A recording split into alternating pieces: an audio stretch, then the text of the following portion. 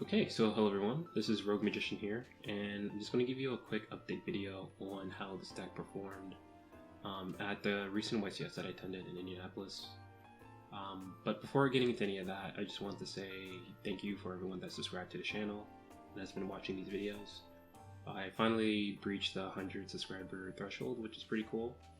Also, just a side note, like if you have any questions on any of these videos, just leave a comment and I read all of them. So I'll get back to you as soon as I see them. But yeah, I just wanted to give you this a quick update. It's not going to be super long like my other videos are. They're like 30 to 45 minutes. I just wanted to give you a status update just to show you how well this deck can perform at a more competitive level, at a YCS level. You know, it's just cool gathering this data because Dogmatika isn't really well represented anywhere in the competitive scene. But yeah, before getting into all that and all my matchups, I just want to quickly go over the side deck, or actually the main and inside deck, because those were where most of the changes were in regards to my list that I uploaded a couple weeks ago at this point. The first card that I changed a bit is the Traptrix Thrust. I was running 2 in my initial list because I only had 2 because this card is pretty expensive. I decided just to pick up the third one because I was also running Unchained, and that deck also needs... It doesn't need it, but it prefers to have Thrust over Talents. So I decided just to bite the bullet and buy it. And it was a YCS, so I had to, try to maximize the deck as much as possible. So I got the third copy of this, and I'm also running the Talents as well. I was thinking about running Change of Heart, but I really couldn't justify running that card over the Talents. So I just put this in the deck instead, and obviously it's a Thrust target, so why not? Everything else here is pretty much the same, except for that Duster. Again, this is another change that I mentioned in the initial deck list on my channel. I wanted to main deck this for several reasons. One is because Rescue Ace Deal Bellstar is going to be super popular, which we already came to notice after the results came in. And I was also expecting a lot of Labyrinth because they got new support, but unfortunately I didn't play against any of those decks, so that kind of sucks on my end.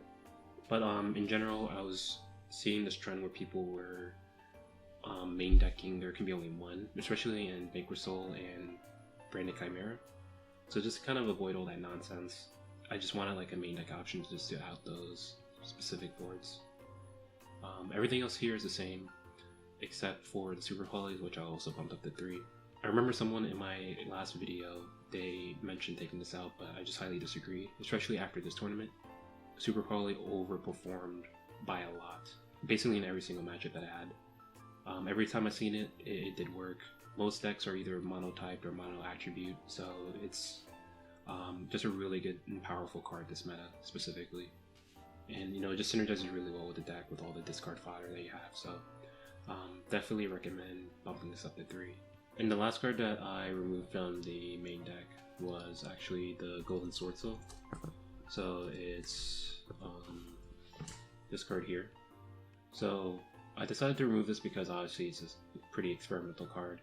I didn't want to play too much Spice for YCS for obvious reasons. So I decided to cut it out, but I guess in retrospect I didn't really have to do that. I guess I was just a little bit overly cautious. Because I think in one game I actually wanted to see this card. But yeah, it's definitely not required for the engine. It's just something that's an additional utility card. So I think moving forward I'll just keep it into the main deck. I probably won't cut it for any other event that I attend, just to get more data on it to see if it's actually worth it or not. And yeah, just quickly moving on to the extra and side decks. Not many things have changed with the extra deck. So the only thing that I changed was the Link monster here, the Tri-Brigade Baron Blossom. Before I was siding it, but I was expecting a lot of people to be playing SP Loto Knight because Age of Warlord was just released. And yeah, that was definitely the right decision because I think over the course of the entire tournament, I OT Slayered 3 or 4 SP Loto Knights, which is pretty insane. So yeah, it was definitely the right decision. The card that I cut was Hero of the Arclight, but that card isn't necessarily required, even if you're playing Ritual Dogmatika. It's just more of an additional searcher. If you just didn't bait out any interruptions, like Branded Fusion or Nadir Servants. Typically you want to kind of bait out Ash with this, or the deployments even, before you try resolving your Matrix. So if you're able to resolve this, you're pretty much set in terms of the ritual engine. So yeah, I think this is the right call. The only other card that could possibly be cut is the Sanctifier, but even then, I don't want to cut this at all anymore because I actually won a Vanquish Soul game in the tournament by actually using its Reborn effect, which is the first time I've ever done that. So it was pretty cool. Like after that, I don't want to cut this card at all. That was probably one of my favorite games of that tournament. But yeah, that's pretty much all for the extra deck. For the side deck though, a couple things have changed. So before I was running Artifact Lancias, but I decided to drop that and play the Zombie War package instead because Zombie War is just more of a blowout card against Flanderies, which I was really scared of playing. And I can play this package because I am running the Brain Infusions in the main deck. So all you have to do is just side out the Sanctifiers and put in the Lubellion. So whenever you activate Brain Infusion, you go into this, and the targets you're going to be sending is the Necro Banshee because it's so dark, and the Fallen Valbaz. And then you eventually go into Mirror Jade, obviously. But since this is in the graveyard now, you can just quick effect banish it to activate the Zombie Lord straight from the deck. And that essentially just turns off Thunderies completely. Unless you try to get into Zeus somehow, but you can definitely stop that before they get to that point. The draw and lock birds are the same, but something else that I changed was the Denko Sekas.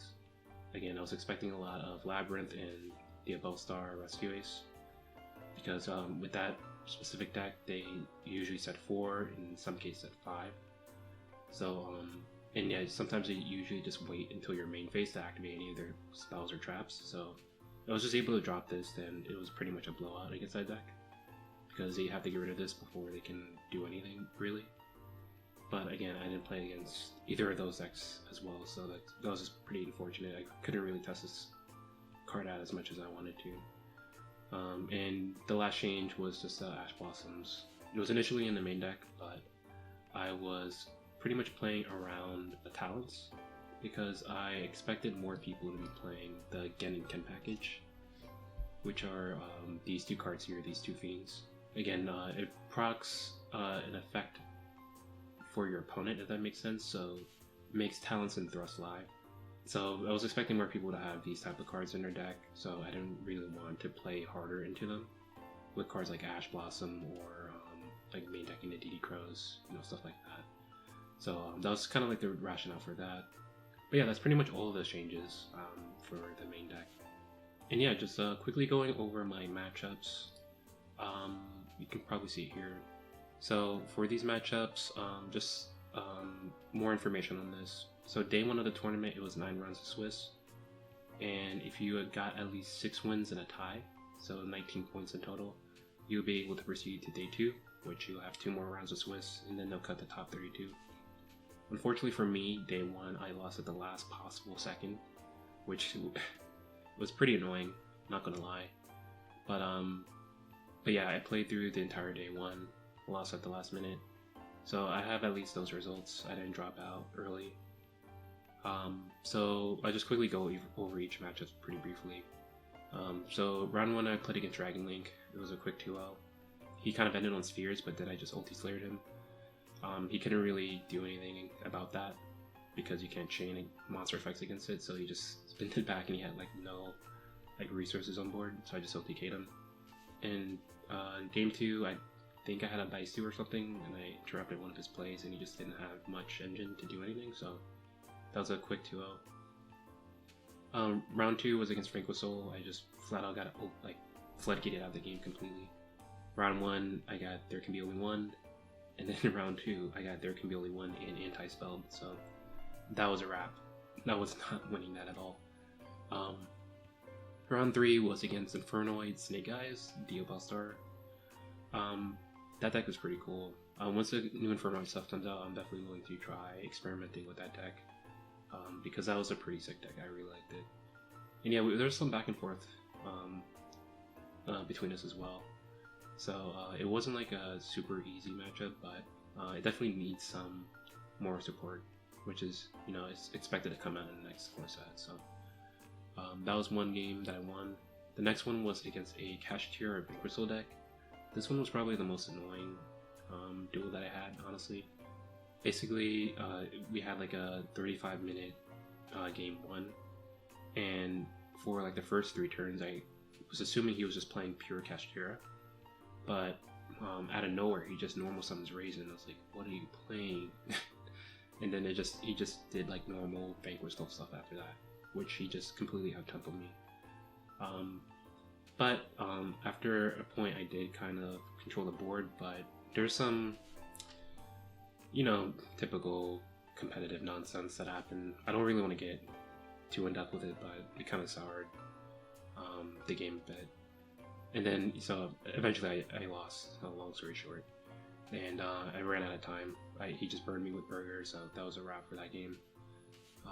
Round 5 was against Salad. They did their, typical Salad stuff. So he won game 1, but game 2, I never made a more insane board. I had like Iris Sword Soul on board. Somehow I had Sanctifier and Titanic on board along with Lilith. It was insane. I never had a more insane end board. And then yeah, we just ran out of time because we were both like reading each other's cards. I don't know how Salad works. But yeah, it was a fun match. I liked it. It was pretty cool. Traptrix was pretty unfortunate for my opponent because I beat him in like 8 minutes. I hard drew Duster both games, so it was just a wrap. I think he like set 3 game 1. I just Dustered him, OTK'd him, and then basically the exact same thing happened game 2. I kind of felt bad, honestly. Next game was against Horus Runick. I also am a Runick player, a fellow degenerate, but this variant was just a little bit too janky. It was pretty cool though. At one point he OTK'd me because one of his Horus monsters was like 4800 attack. I didn't really read much into the Horus stuff because it's just too expensive. I don't really care that much about him right now. But yeah, it was okay. But I was able to kind of navigate it right around the win con after like game 1, so I just 2-0'd him after that. Next game was against another Vanquish Soul. So at this point, I only lost against Vanquish Soul, so I made it a point that I'm not losing against this deck again. And it did come to fruition. I 2-0'd him. And I also talked to him after that game ended, and he said that he wasn't main decking. There can be only one, so that definitely contributed to me winning that game. And last game, unfortunately, I lost against Purrley. It was a close game. Round 1, he just drew 6. And I just passed and scooped it up. There's no way I was going to be able to recover from that draw 6 combo. So we just went to game 2. I managed to beat him out because I did pin in the DD Crows. And that's really good against Purrley, especially if they're trying to exceed from the Graveyard with one of their quick play spells. So I came in clutch. But game 3, he basically just did the exact same thing. He drew 4. And he eventually like OTK'd me with that annoying Link 2 monster that constantly attacks and halves your attack, half like one of your monsters attacks at the same time. It was super annoying. I hate that card so much. But yeah, it was just devastating, just losing at the last possible moment.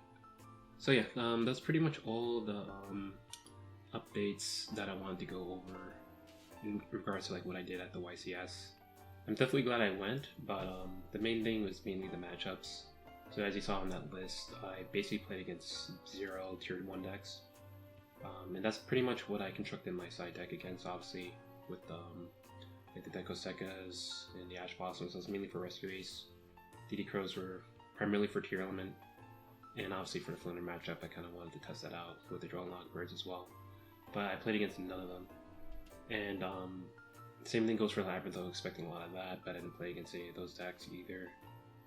And also the decks that I'm just naturally good against like Branded, Minidium, and even Unchained, because I'm pretty familiar with how that deck kind of navigates. I think it has a good matchup against that deck, especially with the Biceals. Didn't get an opportunity to play against any of those decks either. So it was just kind of unfortunate that, I did pretty poorly earlier on, which kind of made it so that I was playing against like a bunch of random tier 2 and like rogue decks throughout the tournament. But, there's not much you can really complain about that. It just would have been nice to be able to play more of the more meta decks currently. But yeah, we'll see how that goes moving forward in the more competitive events that I attend. I'll definitely give you guys more updates on how that goes. I'm not sure if I'm going to be going to Richmond because I'm pretty Yu-Gi-Oh out at the moment, and I am still recovering from a cold. But yeah, I kind of just need to chill out for a moment. But if I do go, if I do decide to go, I'll obviously give everyone an update. And yeah, I'll just see you later.